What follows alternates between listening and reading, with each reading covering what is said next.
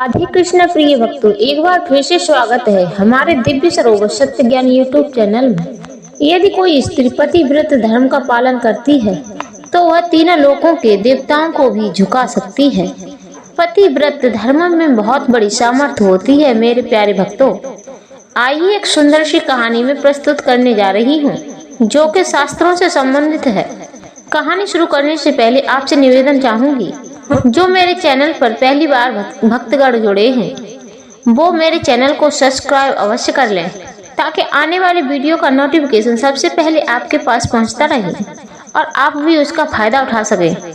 प्यारे दर्शक बंधुओं, आपने देखा होगा जब प्रभु श्री राम माता कैकेयी ने महाराज दशरथ से 14 वर्ष का वनवास मांग लिया था और भरत को राजगद्दी, तब माता सीता से ये कहा गया था, आपको वनवास नहीं मिला है, आप यहीं अयोध्या में रहो, कुछ दिन यहाँ रहना, कुछ दिन अपने माता पिता जनकपुर में रहना।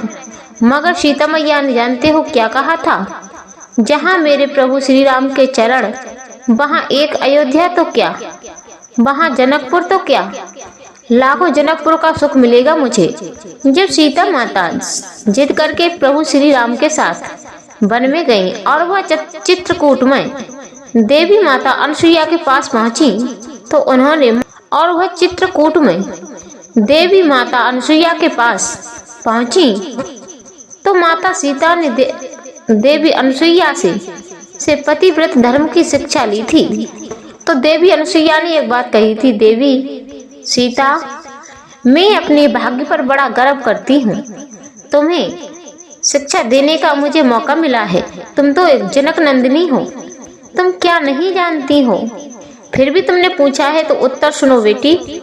कभी भी अपने पति का अपमान नहीं करना चाहिए, चाहे तुम्हारा पति गरीब है, कुरूप है या फिर कोई बीमारी है, अच्छा खान पान नहीं कर पा रहा है, इसमें दोष तुम्हारे पति का नहीं है।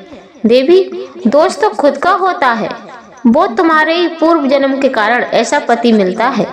वो माता अनसुईया ये उपदेश कर रही हैं जो पतिव्रत धर्मों में सबसे शिरोमणि है, माता अनसुईया, जिनकी कहानी तो आपने सुनी ही होगी। ब्रह्मा विष्णु महेश को 6-6 महीने का बच्चा बना लिया एक ही बार में, और पति को भगवान से अलग ना समझें, भगवान की तरह उसकी पूजा करनी चाहिए। हे देवी सीता, माता अनसुईया कहती हैं, जब हम अपने पति को इष्ट मान लेते हैं तो भगवान में कोई कमी नहीं होती। इस तरह से भावपूर्वक हमें सेवा करनी चाहिए। और लौकिक दृष्टि से देखा जाए और हम किसी से प्रेम करते हैं तो प्रेम हमारा इस प्रकार होना चाहिए, उसमें कोई दोष दृष्टि नहीं होनी चाहिए।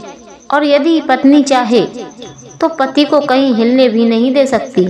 उसका पतिव्रत धर्म यदि सच्चा है, यदि पत्नी भगवान समझ के पति की सेवा करने लगे तो भगवान को भी लोग बस में कर लेते हैं।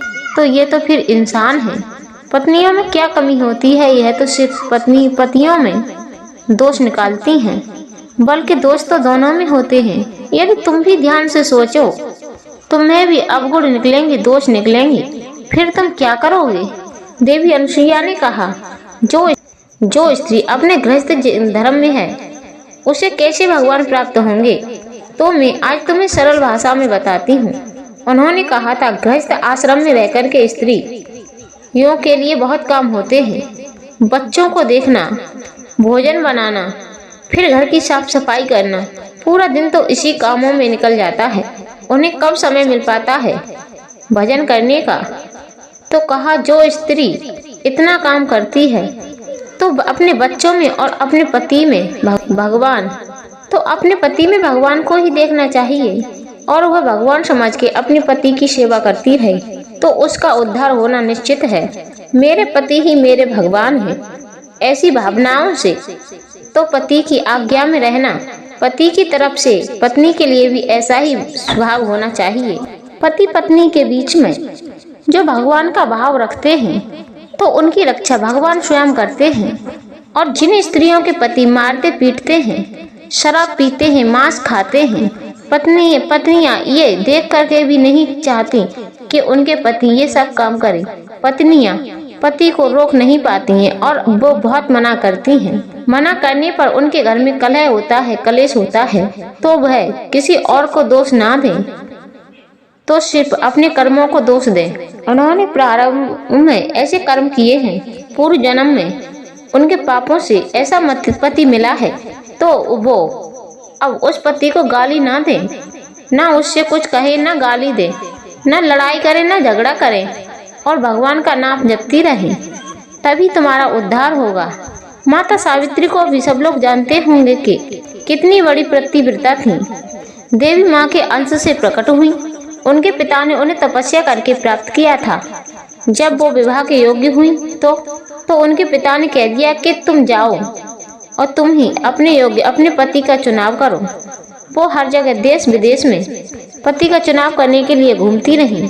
कई राजाओं के राज्य में गईं, उनके पुत्र भी देखे, पर उन्होंने अपना वर नहीं चुना। तो उन्होंने कुछ नहीं कहा और चुपचाप घर को लौटने लगी। अंत में एक जंगल से निकल के आ रही थी तो एक लकड़हारा लकड़ियां काट रहा था। उसे देख करके उनके मन ने कह दिया कि यही है तुम्हारा पति प्राण प्यारे। तो उन्होंने अपने सैनिकों से कहा कि आदर सहित नीचे उतार लाओ। तो वह डरने लगे कि मुझसे क्या अपराध हो गया। फिर सावित्री रथ से उतर के गईं और कहने लगी, आपसे मैं विवाह करना चाहती हूँ। सत्यवान कहने लगे, देवी आप नेत्रहीन हो, आप मुझे देख पा रही हो क्या? नहीं, मैं एक लकड़ियाँ काटने वाला हूँ, तब अपने माँ बाप की सेवा कर पाता हूँ। मेरे पास तो न खाने की सामग्री है और न रहने के लिए घर है और न अच्छे वस्त्र है और न सुख शांति है। सावित्री कहने लगी, मैं इस सुख संपदा से विवाह नहीं कर रही हूँ। मेरा मन तो आपके लिए राजी हुआ है, मैं तो आपसे विवाह करना चाहती हूँ। उसके बाद वो घर पहुँची तो महर्षि नारद उपस्थित थे। पिता ने पूछा, देवी वर के आई हो? हाँ पिताश्री। तो राजमंत्रियों ने सारी बात बताई। तो देव ऋषि नारद कहने लगे, नहीं नहीं नहीं, ये वर को छोड़ो, ये तो बहुत गलत हो रहा है। तो सावित्री कहने लगी कि बाबा इसलिए आप कह रहे हो ना, उनके पास राज सुख वैभव नहीं है और मैं एक राजा की लड़की हूँ। नहीं नहीं बेटी, बात ये नहीं है। बात ये है कि उस लड़के की उम्र 1 वर्ष की है। 1 वर्ष के बाद तुम विधवा हो जाओगी। तो सावित्री ने हंस के कह दिया, कोई बात नहीं है, 1 वर्ष के लिए ही सही, उसके साथ ही अपना जीवन यापन करूंगी। अरे 1 वर्ष तो बहुत है, 1 दिन के ही लिए मेरी मांग में उनके नाम का सिंदूर भर जाए तो अपना जीवन में उन्हीं के लिए गुजार दूंगी। यदि हमारे देश भारत की स्त्रियां नारियां, इन्हें हम पतिव्रता सती जानते हैं, तो प्यारे दर्शक बंधुओं, ये है सतियों का देश। एक बार कह दिया सो कह दिया। देव ऋषि नारद बहुत प्रसन्न हुए और विवाह हो गया। 1 वर्ष के बाद ठीक मृत्यु भी हुई। लेकिन पतिव्रत धर्म इतनी बड़ी सामर्थ्य है, ये यमराज से भी लड़कर के पति के प्राण लौटा लेके आई और यमराज ने खुश होकर के उन्हें वरदान भी दिया कि तुम पुनः रानी बनोगी, तुम्हें राज सुख मिलेगा, तुम्हारे सास ससुर के नेत्र बिल्कुल ठीक हो जाएंगे। तो पतिव्रत धर्म में बहुत बड़ी शक्ति होती है। जो स्त्रियां ग्रस्त धर्म में रहती हैं, भगवान की सेवा करने का समय नहीं है, वो स्त्रियां उसी तरह से वो अपने मोक्ष अपने पति को प्राप्त कर सकती हैं। अपना जीवन व्यर्थ मत करो। ये सांसें गिनी चुनी मिली हैं, इन सांसों को व्यर्थ में खर्च मत करो। इसलिए पति में भगवान का भाव करके ऐसे चलोगी तो अवश्य ही तुम्हें राधा रानी के भाग्य प्राप्त होंगे। तो आपको मेरी वीडियो आज की कैसी लगी, मुझे कमेंट बॉक्स में अपनी राय अवश्य देना। यदि अच्छी लगी हो तो इस वीडियो को लाइक शेयर भी कर देना और हृदय से 5 बार कमेंट बॉक्स में श्री राधे जय श्री राधे लिख करके जरूर भेजना। मैं मिलूंगी किसी ऐसी ही अन्य वीडियो में आप सभी भक्तों को।